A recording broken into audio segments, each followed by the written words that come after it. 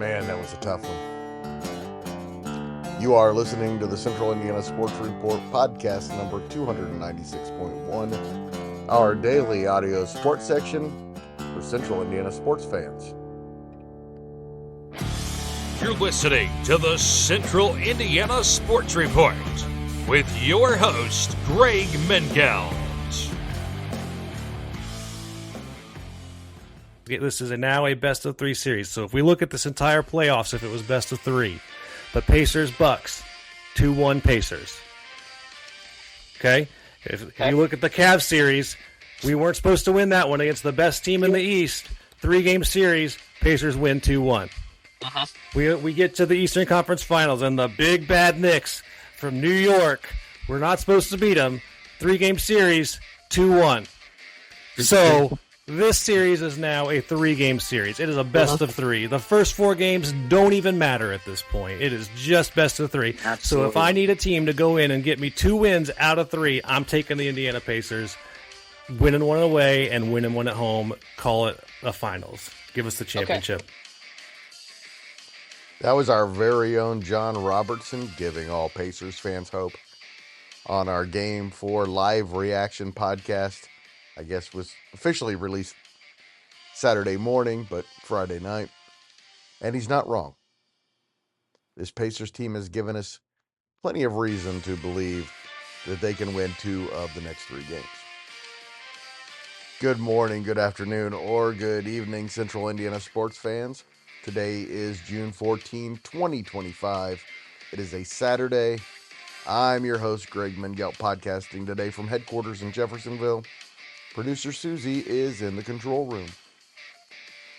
Coming up, we have lots to talk about, not just the Pacers in the NBA Finals Game 4 in Indianapolis on Friday night. We have big Fever news, softball, baseball, and golf updates from the high school sports world of Central Indiana. Plus updates on the Colts, the Stanley Cup, U.S. Open, IndyCar, and the College World Series. Before we get to that, I'm going to implore you to please go to our YouTube page and subscribe. Plus, if you're listening to this, I would assume that you would enjoy such a thing. Just search Central Indiana Sports Report. It is very easy to find. Also coming up, we got tons and tons and tons of Pacers and Fever coverage, plus high schools are all in the postseason. We'll have scoreboard shows for all of that. Please go check us out. We're on YouTube, Spotify, SoundCloud, Apple, and Amazon. Your choice. Your Indiana Pacers are still 2 wins away from an NBA championship.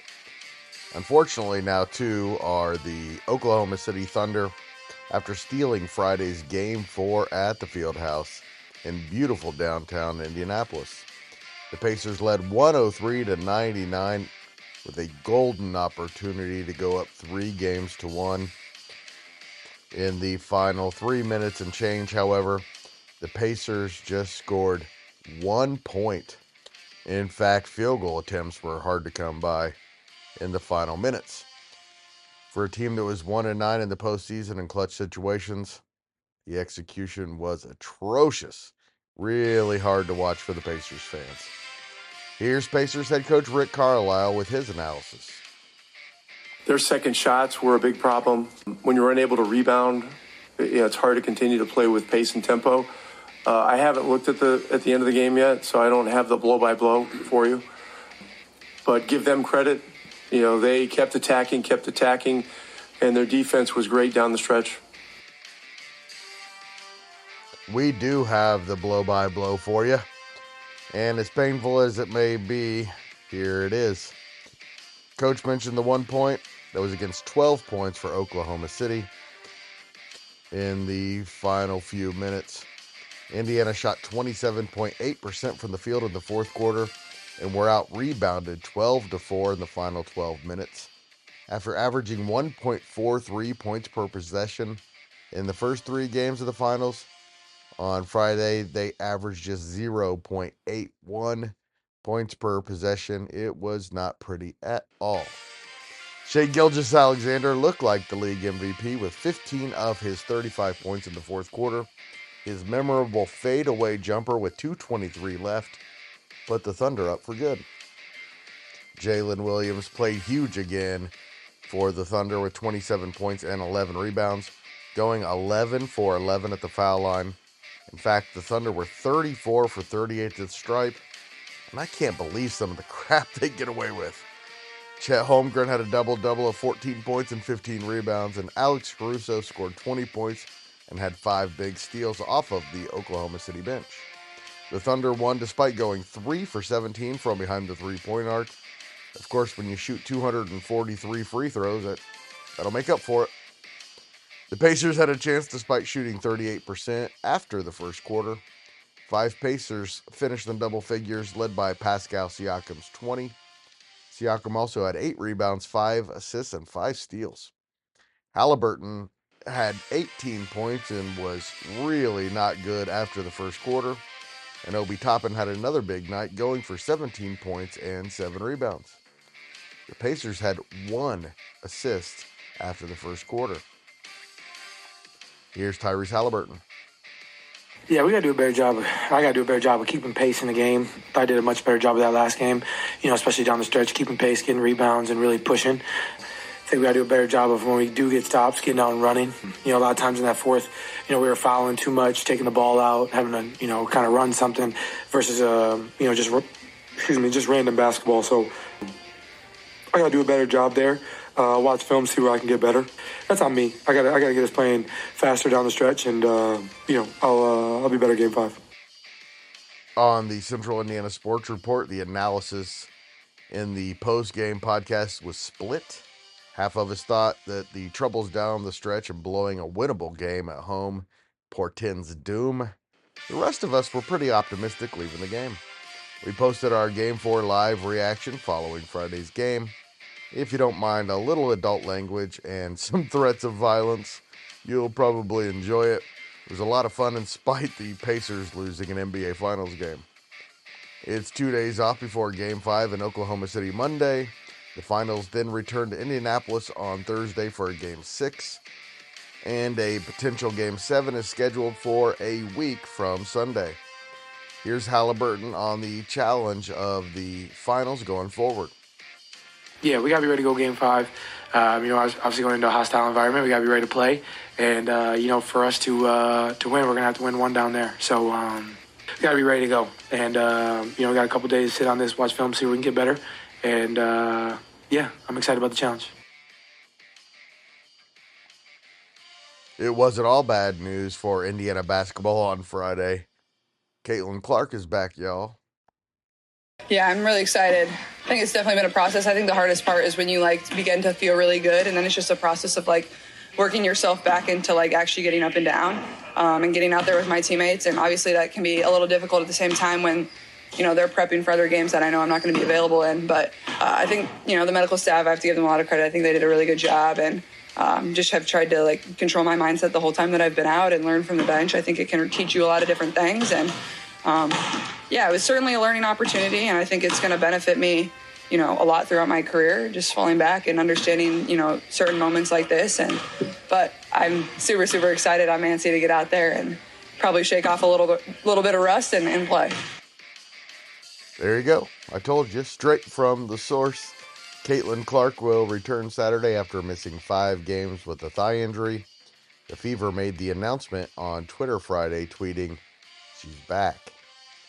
It is the first time that Clark, high school, college, or pro, has missed consecutive games.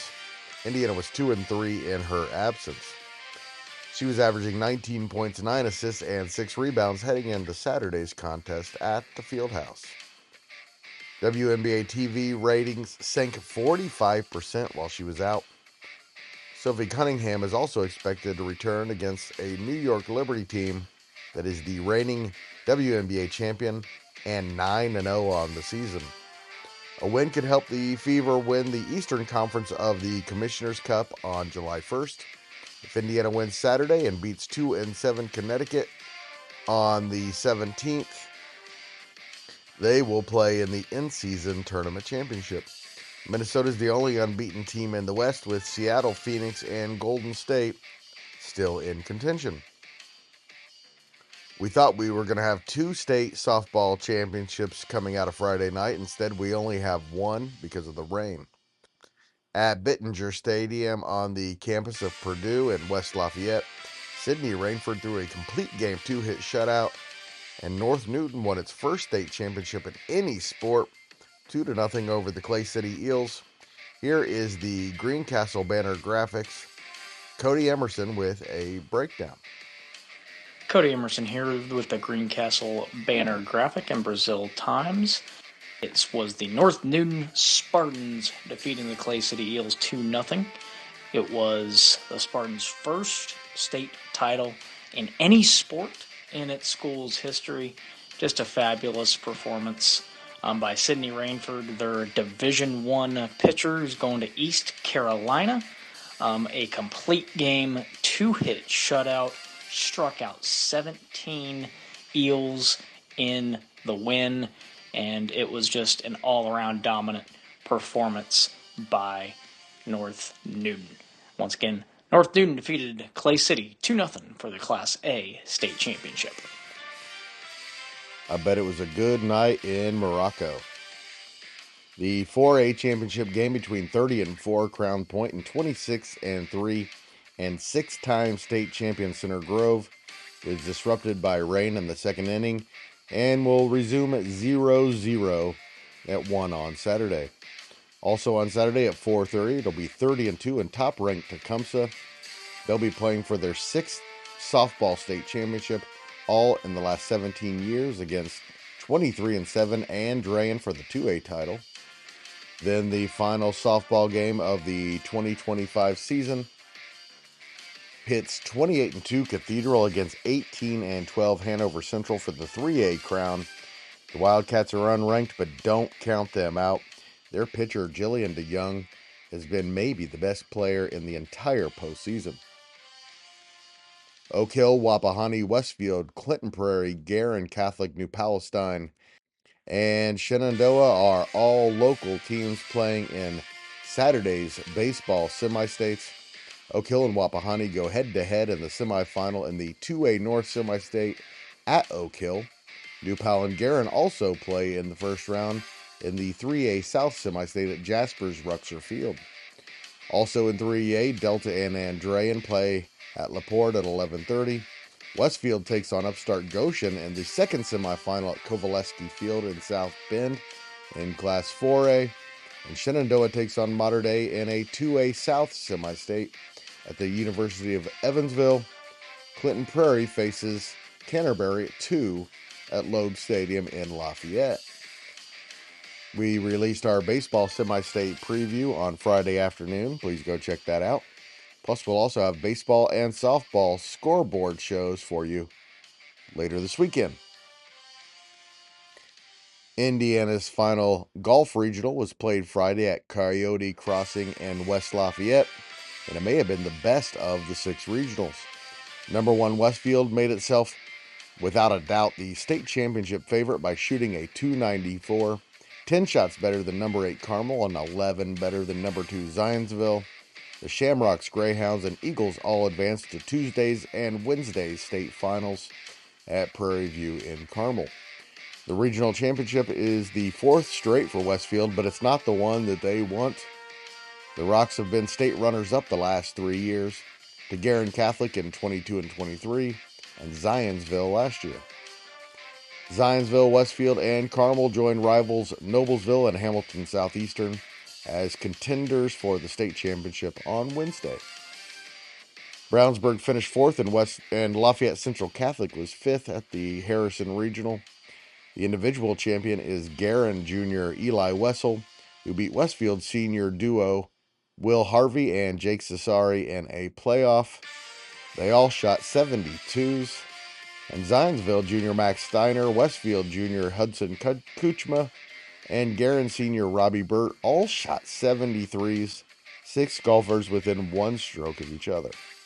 Wessel and Burt advanced to state as individuals, of course, as does Lafayette Central Catholic senior Charles Seberg, who beat sophomore teammate Patrick DeMitt in a playoff. We'll preview the state finals for you early next week and then have scoreboards for you on Wednesday and Thursday. All the top contenders, at least in the team race, are local teams. We should also have a lot of the top individuals. Looking forward to that one. The Colts will induct former owner Jim Irsay into its Ring of Honor on September 7th for the season opener against the Miami Dolphins. Pro Football Focus called the Colts one of the 5 most overlooked teams heading into the 2025 season. Hope they're right, but I think they're out of their minds. For the Colts, my mind is more on Arch Manning watch than it is on having success this season. A couple of NFL news and notes from Friday. Cam Akers signed a 1-year deal with the Vikings, and Terry McLaurin and Trey Hendrickson continue their holdouts in Washington and Cincinnati, and that's why those franchises can't have nice things. The College World Series began Friday with wins from number 8 Oregon State and number 13 Coastal Carolina. The first game of the double elimination tournament was a good one. Louisville scored twice in the top of the 9th to tie the game. Then Gavin Turley hit an RBI double that gave the Beavers the win in the bottom of the 9th. Coastal Carolina scored 3 times in the top of the 6th to break a 4-4 tie in a 7-4 victory. On Sunday, it'll be Louisville against Arizona at 2 o'clock in an elimination game. And on Sunday at 7 p.m., either Coastal Carolina or Oregon State will put itself in a great position in the World Series. The other pool gets underway on Saturday at 2. It's Cinderella Murray State against UCLA at 2. And then the big one, number 3 Arkansas against number 6 LSU at 7. All the games are being played in Omaha. In Major League Baseball, the Pirates beat the Cubs 2-1 behind another Paul Skeens masterpiece. Skeens threw 5 scoreless innings and saw his ERA dip to 1.88. He now has a career ERA of 1.93. Absolutely ridiculous. It's going to be strange to have the Cy Young winner come from a last-place team. Anyway, AL Central leading Detroit thrashed the Reds 11-5, battering Nick Martinez and the Reds pitching for 16 hits and an 11-5 victory. Gleyber Torres homered twice for the Tigers. The Cardinals continue to struggle, and the Brewers continue to take advantage of it. Milwaukee beat the Cardinals 3-2 on Friday. Coupled with the Cubs' loss, the defending NL Central champion Brewers are now within 4.5 games of Chicago atop the NL Central. The Cardinals are 6 back and the Reds 7 back at 35-35. The Giants beat the Dodgers in Game 1 of a series in Los Angeles, making it a dead heat between those two teams in the National League West. Both are 41-29. Also in the division, the Diamondbacks beat the Padres 5-1 in Phoenix. San Diego is now 2 behind the Giants and Dodgers, with the Diamondbacks suddenly playing well and just 5.5 back. Josh Naylor hit his 9th home run of the season for Arizona. Former IU star Kyle Schwarber hit his 22nd home run of the season as the Phillies beat the surging Blue Jays 8-0. Ranger Suarez improved to 5-1 with 7 scoreless innings. He gave up just 4 hits. The Rays scored 6 times in the 6th and beat National League East leading New York 7-5. So Schwarber and the Phillies are now just 5 back of the Mets in what seems like a 2-team division race. The Braves beat the Rockies 12-4 on Friday, but are still 15 games behind the Mets at 29-38. Carlos Narvaez hit a walk-off single, and the Red Sox beat the Yankees 2-1 in 10 innings on Friday. Aaron Judge hit his 26th home run of the season in the top of the 9th to send the game into extras. The Yankees still lead Toronto by 4.5, Tampa by 5.5, and the Red Sox by 8.5 atop the AL East. The Houston Astros have won 3 straight, 6 of 8, and 14 of their last 19 after Friday's 10-3 win over visiting Minnesota. Jeremy Pena had 4 hits for Houston. The Astros are 4.5 ahead of the Mariners, who beat AL Central leading Cleveland 7-2 late Friday, behind a strong performance from Luis Castillo in Seattle. Minnesota is 9.5 and Cleveland 9.5. And the Rangers beat the White Sox 3-1 and are 5.5 games behind the Astros in the West. Sam Burns had 6 birdies and went 5 under 65 in Friday's second round at the U.S. Open at Oakmont Country Club in the suburbs of Pittsburgh to take the lead at the midway point of the Open. Round 1 leader J.J. Spahn is a shot behind, and Norwegian Victor Hovland is 2 shots back. It's been a bad week for the big names in the tournament. Brooks Koepka is 5 shots back. Jon Rahm and Scottie Scheffler are both 7 behind Burns. Jordan Spieth just made the cut. Phil Mickelson, most recent Masters champion Rory McIlroy, and Justin Thomas didn't make the cut. Mickelson said this may be his final U.S. Open. Like the NBA Finals, the Stanley Cup is a best of 3.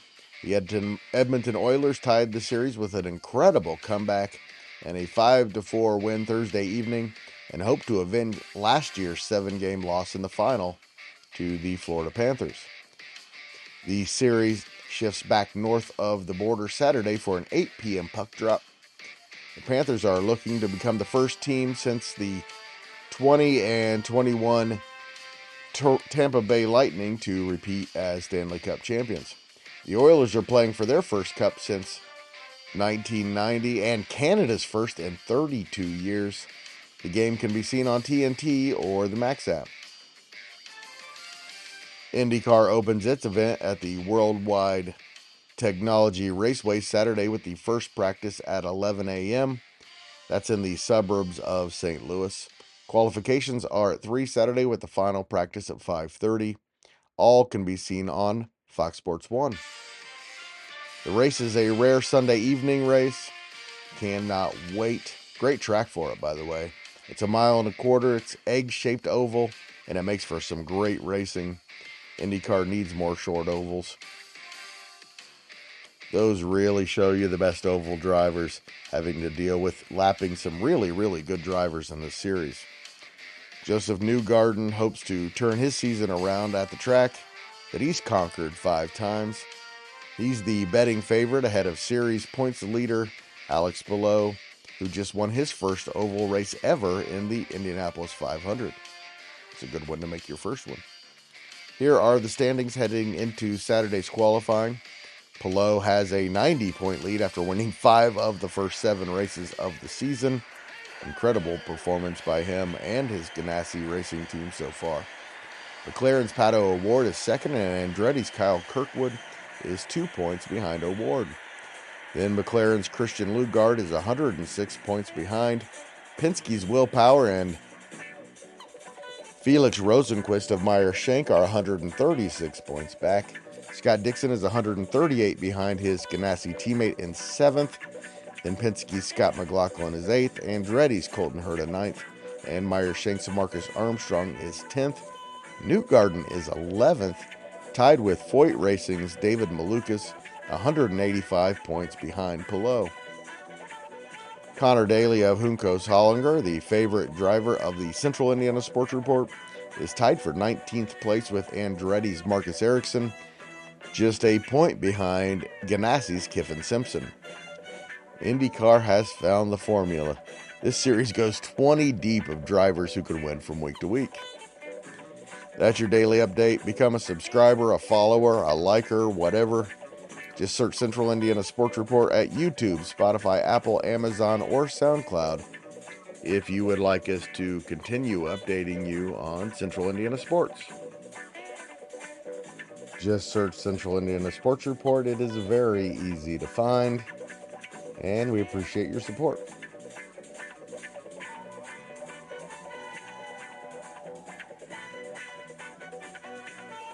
And if you made it this far into the podcast, you probably like it, so I'm asking you to go just a little extra mile for us and share this podcast with your friends and family. Just hit that share, text it, tweet it, Facebook it, do all of it. We can use the help, and if you're willing to help, we'll accept. Thanks again.